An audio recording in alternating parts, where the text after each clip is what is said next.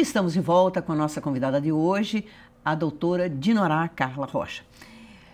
Bom, doutora, será que a gente teria condição de fazer um breve histórico, pelo menos o espírito da coisa, com que espírito que a Previdência Social foi criada no Brasil e quem sabe até em algum outro país também para a gente comparar? Então, a Previdência Social ela foi criada com o objetivo de trazer segurança aos cidadãos, né? Porque você trabalha enquanto você está na idade produtiva e quando você não pode mais trabalhar porque você está velho, porque você vai gozar de um benefício previdenciário por incapacidade, você então tem direito de receber determinado valor, né, para a sua manutenção. Então, esse foi o objetivo da criação da Previdência Social. Mas, na verdade, que tem quase 100 anos, né? Tem.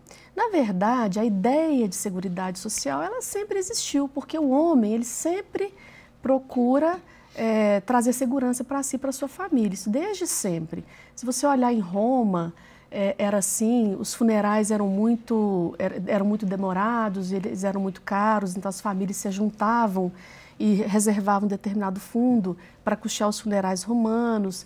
E aí você vai vendo uma evolução, depois vem os seguros marítimos, depois você vai observando que o mesmo Código Comercial de 1850, nosso Código Comercial, ele trouxe um benefício previdenciário, que a gente fala pouco, dizendo assim que o trabalhador do comércio, caso ficasse incapacitado para o trabalho, ele teria direito a ficar em casa, se afastado por 30 dias sem prejuízo do seu salário, que é o nosso auxílio-doença.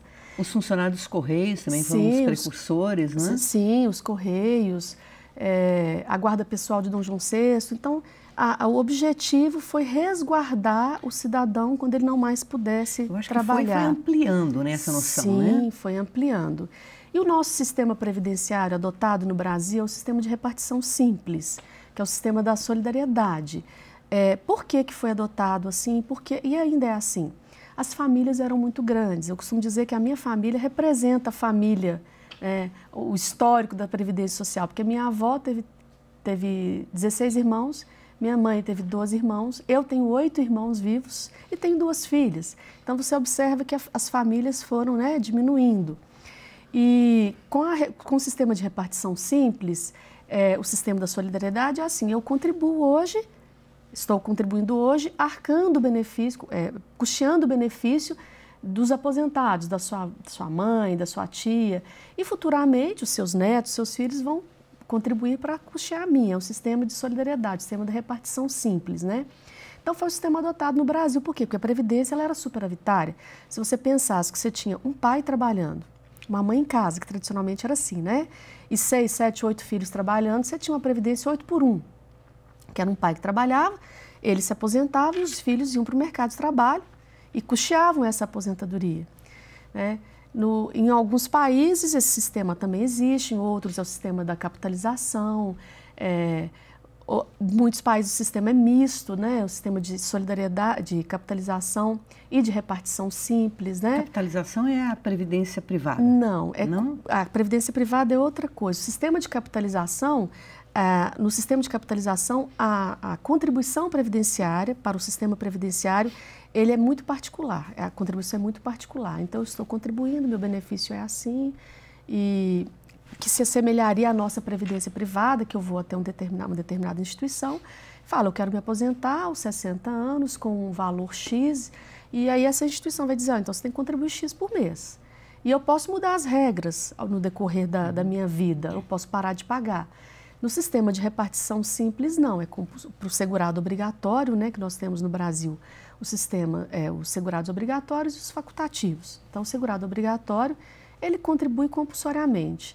E sendo segurado obrigatório empregado, vamos falar especificamente do empregado, ele não tem como nem negociar. O seu salário de contribuição é X, então você vai contribuir com X para a Previdência. Eu não quero que está caro. Não tem jeito. O sistema é assim, no sistema de repartição simples adotado é assim. Mas também, se eu não quiser mais contribuir, eu estou desempregada, não vou contribuir mais, aquele valor que eu contribuí para a Seguridade Social não me pertence. Eu não posso chegar e falar ao INSS, olha, eu contribuí 20 anos e agora eu não contribuo mais, eu acho desnecessário, então eu quero receber de volta todo esse valor que eu contribuí ao longo da minha vida. Não tem jeito. Por quê? Porque vai para um fundo e esse fundo depois vai administrar, né, que é o INSS, e vai conceder os benefícios previdenciários para quem implementou as condições. Já no sistema de capitalização é um pouquinho diferente.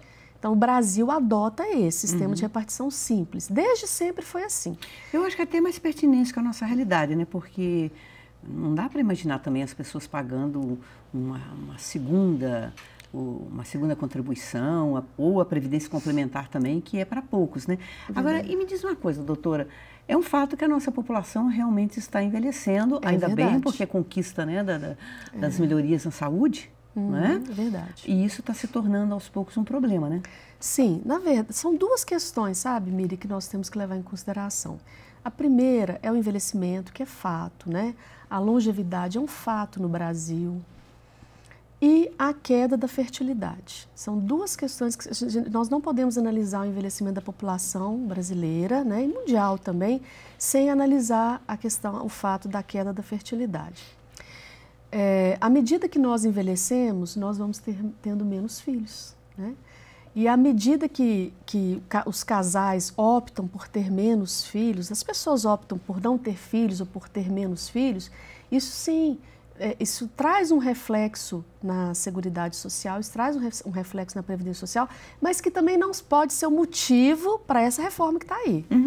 Isso né? que eu queria não pode dizer. ser. Lógico que dentro desse jogo da Previdência baseada na solidariedade, isso vai causar impacto. Sim. Aí é que eu gostaria de chegar nessa questão. Qual que é a sua posição em relação à atual reforma? Eu vejo algumas pesquisas, por exemplo, a Datafolha fez recentemente uma pesquisa que mostrava, em relação à reforma de maneira geral, 71% das pessoas eram contra.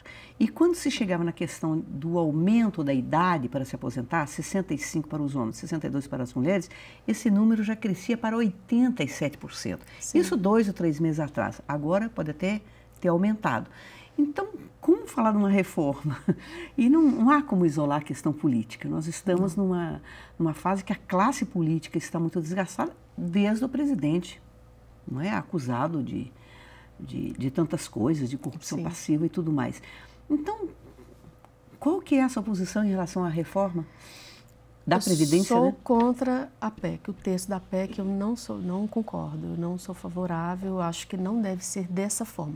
Eu acho que nós precisamos repensar essa questão do envelhecimento e da queda da fertilidade. Isso impacta, sim, a Seguridade Social, mas esse não pode ser o motivo para justificar a reforma como está. O texto como está, né? Então, é um retrocesso. Na minha opinião, é um retrocesso, é um absurdo o texto da reforma como ele está sendo proposto, né? Principalmente quando a gente pensar, né, os mais atingidos, que se falam, mulheres rurais, pessoas mais pobres, essas, por exemplo, elas vão ter muita dificuldade de comprovar uma contribuição de 30, 40 anos. Olha, eu falo porque eu há muitos anos vou nos municípios mais pobres de Minas, né, e também aqui em Belo Horizonte, nas comunidades mais carentes. Eu te falo porque eu conheço, eu vou sempre. Eu te falo porque assim, eu vivo isso. Todos os meses a gente faz esse trabalho de ir até as comunidades carentes. O texto da reforma está aumentando a idade, né, para a aposentadoria, o tempo de contribuição, e para o trabalhador rural, que está na zona rural, que tem ele vive menos, né? Ele tem uma dificuldade absurda, aumentar a idade para ele se aposentar e ainda criar uma contribuição previdenciária para ele, não dá. Olha, mas é muito pouco, porque está vindo aí no texto da reforma a criação de uma contribuição para o trabalhador rural menor diferenciada, fala assim 5% do salário mínimo. 5% do salário, muito pouco, menos de R$50, pouco para a gente. Quando nós vamos nesses municípios, eu encontro lá pessoas que vivem de Bolsa Família. Eu encontro lá pessoas de 5 que vivem com R$200. E com trabalho sazonal, muitas vezes passam meses sem trabalho, né? Sim, eu estive numa região há poucos dias que nem Rio Perene tem. O município é muito grande, a seca é muito grande.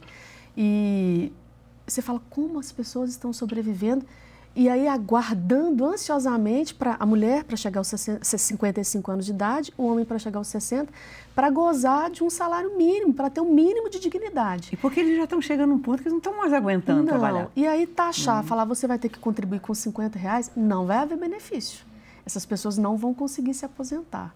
Então, isso é muito cruel com o trabalhador rural, com a pessoa que está na zona rural, que realmente não tem condições. E aí, se a contribuição for obrigatória, não tendo contribuição, você não aposenta, a não ser benefício por incapacidade. Isso. E mesmo assim, você tem que ser segurado, não pode ser incapacidade pré-existente, imagina. Então, não vai ter. E a minha preocupação é muito grande, porque nós fazemos um trabalho de levar a informação para essas comunidades e depois a gente faz uma pesquisa, o que mudou naquela comunidade, sabe? Vamos então falar sobre o seu trabalho, né? Que é o projeto de inclusão e educação previdenciária. Nós falamos dele daqui a pouco.